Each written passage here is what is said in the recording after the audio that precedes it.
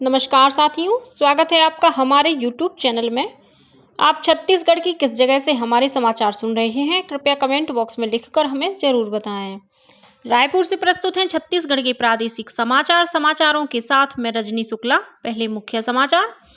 आज़ादी के अमृत महोत्सव के तहत राजभवन में मेरी माटी मेरा देश अभियान के तहत राज्य स्तरीय कार्यक्रम आयोजित किया गया।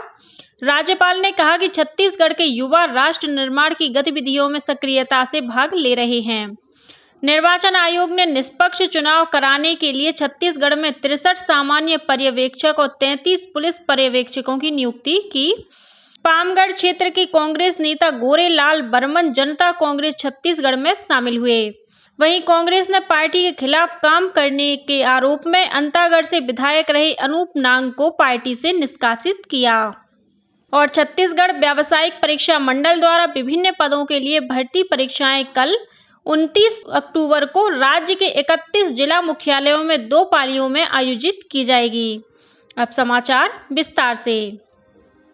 आज़ादी के अमृत महोत्सव के तहत राजभवन में कल मेरी माटी मेरा देश अभियान के तहत राज्य स्तरीय कार्यक्रम का आयोजन किया गया। कार्यक्रम के मुख्य अतिथि राज्यपाल विश्वभूषण हरिचंदन थे।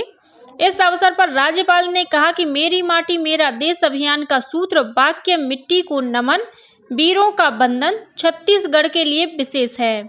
उन्होंने कहा कि हमारे राज्य के युवा राष्ट्र निर्माण की गतिविधियों में सक्रियता से भाग ले रहे हैं। छत्तीसगढ़ के युवाओं ने मातृभूमि को दुश्मनों से बचाने का रास्ता चुना है और अधिक से अधिक संख्या में CRPF, भारतीय सेना और अन्य सशस्त्र बलों में शामिल हो रहे हैं। श्री हरिचंदन ने कहा कि मेरी माटी मेरा देश अभियान में देश के ग्रामीण और शहरी क्षेत्रों में स्थानीय वीर शहीदों के नाम पर 2 लाख से अधिक स्मारक पट्टिकाएं बनाई गई हैं, 2 करोड़ से अधिक पौधे लगाए गए हैं और पर्यावरण में सुधार के लिए पूरे देश में 2 लाख से अधिक अमृत वाटिकाएं बनाई गई हैं। गौरतलब है कि मेरी माटी मेरा देश अभियान के तहत प्रदेश के 146 विकासखंडों के हर कस्बे, गांव, हर घर से शहीदों के सम्मान में मिट्टी और चावल एकत्र किया गया। छत्तीसगढ़ की पावन मिट्टी से भरे इन अमृत कलशों को नेहरू युवा केंद्र के स्वयंसेवक 30 अक्टूबर को नई दिल्ली ले जाएंगे, जिन्हें नई दिल्ली के कर्तव्य पथ पर अमृत वाटिका निर्माण के लिए उपयोग किया जाएगा। विधानसभा चुनाव को देखते हुए निर्वाचन आयोग ने छत्तीसगढ़ में निष्पक्ष चुनाव कराने के लिए पर्यवेक्षकों की नियुक्ति की है। इसके तहत सामान्य पर्यवेक्षकों के रूप में 63 IAS अधिकारियों की तैनाती की गई है। वहीं 33 IPS अधिकारियों को पुलिस पर्यवेक्षक के रूप में नियुक्त किया गया है। इस बीच छत्तीसगढ़ में विधानसभा चुनाव के लिए आदर्श आचार संहिता लागू होने के बाद से अब तक प्रवर्तन एजेंसियों ने 32 करोड़ 75 लाख रुपए से अधिक की अवैध धनराशि और अन्य वस्तुएं जब्त की हैं। प्रदेश में विधानसभा चुनाव के लिए मतदान की तारीख नजदीक आने के साथ ही विभिन्न राजनीतिक दलों ने प्रचार तेज कर दिया है। भारतीय जनता पार्टी और कांग्रेस के राष्ट्रीय नेता विभिन्न स्थानों पर चुनावी सभाएं लेकर मतदाताओं का समर्थन हासिल करने का प्रयास कर रहे हैं। केंद्रीय स्वास्थ्य मंत्री मनसुख मांडविया ने कल मुंगेली जिले के लोरमी में पार्टी प्रत्याशियों के पक्ष में प्रचार किया और जनसभा को संबोधित किया। इससे पहले वे भाजपा प्रदेश अध्यक्ष अरुण साव की नामांकन रैली में शामिल हुए। इस दौरान श्री साव ने अपना नामांकन दाखिल किया। वहीं केंद्रीय मंत्री मीनाक्षी लेखी ने गरियाबंद में एक जनसभा को संबोधित कर भाजपा प्रत्याशियों के पक्ष में समर्थन मांगा।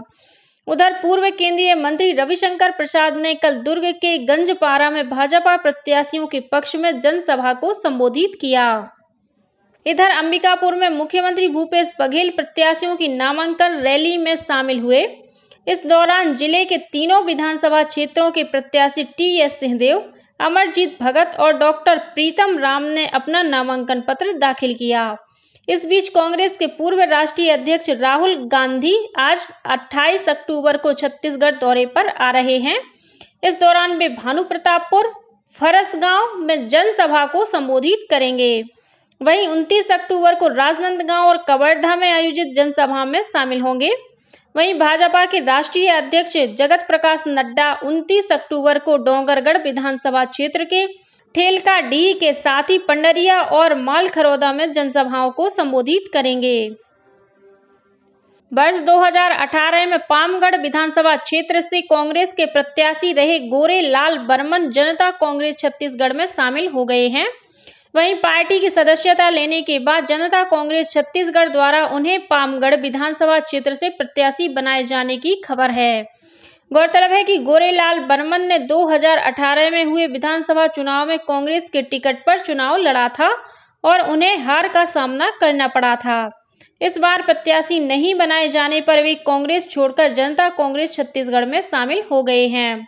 इस बीच कांग्रेस ने कांकेर जिले के अंतागढ़ विधानसभा क्षेत्र से विधायक रहे अनूप नांग को 6 वर्ष के लिए पार्टी से निष्कासित कर दिया है। पार्टी द्वारा जारी निष्कासन आदेश के अनुसार अंतागढ़ विधानसभा क्षेत्र से पार्टी के अधिकृत प्रत्याशी के खिलाफ निर्दलीय चुनाव लड़ने के कारण अनूप नाग के विरुद्ध अनुशासनात्मक कार्रवाई की गई है। प्रदेश में इस बार के विधानसभा चुनाव में 100% मतदान सुनिश्चित करने के लिए स्वीप कार्यक्रम के तहत विभिन्न जागरूकता कार्यक्रमों का आयोजन किया जा रहा है। इसी कड़ी में धमतरी जिले के कुरूद स्थित संत गुरु घासीदास शासकीय स्नातकोत्तर महाविद्यालय के विद्यार्थियों ने आकर्षक तरीके से तख्तियों में नारे और स्लोगन तैयार कर लोगों को मतदान करने के लिए प्रेरित किया। वहीं भखारा स्थित छत्तीसगढ़ महतारी महाविद्यालय के विद्यार्थियों ने भी गांवों में रैली निकालकर जिला धमतरी वोट सर्वोपरि का नारा लगाया। इसी तरह जिले के सभी आयुर्वेद अस्पतालों में सियान जतन कार्यक्रम के तहत इलाज कराने पहुंचे बुजुर्गों को मतदान की शपथ दिलाई गई। वहीं भिलाई नगर निगम द्वारा मतदाताओं को जागरूक करने के लिए कल 29 अक्टूबर को वाहनों की रैली निकाली जाएगी। उधर कोरिया जिले के कांटो गांव में पहुंचकर जिला प्रशासन की टीम ने यहां रहने वाले मतदाताओं को मतदान के लिए प्रेरित किया। इस मतदान केंद्र में सिर्फ 12 मतदाता हैं। इस बीच शांतिपूर्ण निष्पक्ष चुनाव कराने के उद्देश्य से नारायणपुर जिले में सुरक्षा बलों ने शहर में फ्लैग मार्च निकाला। इस दौरान जिला पुलिस बल, डीआरजी और बीएसएफ के जवानों शहर के बखरूपारा, सोनपुर, कुम्हारपारा, बंगालपारा और शहर के अन्य क्षेत्रों से गुजरे। छत्तीसगढ़ व्यावसायिक परीक्षा मंडल द्वारा विभिन्न पदों के लिए भर्ती परीक्षाएं 29 अक्टूबर रविवार को राज्य के 31 जिला मुख्यालयों में 2 पालियों में आयोजित की जाएंगी। परीक्षार्थी व्यापम की वेबसाइट से प्रवेश पत्र डाउनलोड कर परीक्षा में सम्मिलित हो सकते हैं। पहली पाली की परीक्षा सुबह 10 बजे से 12:15 बजे तक और दूसरी पाली की परीक्षा दोपहर 2 बजे से अपराह्न 4:15 बजे तक आयोजित की जाएगी। गौरतलब है कि यह परीक्षा पूर्व में 15 अक्टूबर को ली जानी थी, जिसे स्थगित कर दिया गया था। और अब कुछ अन्य खबरें संक्षेप में।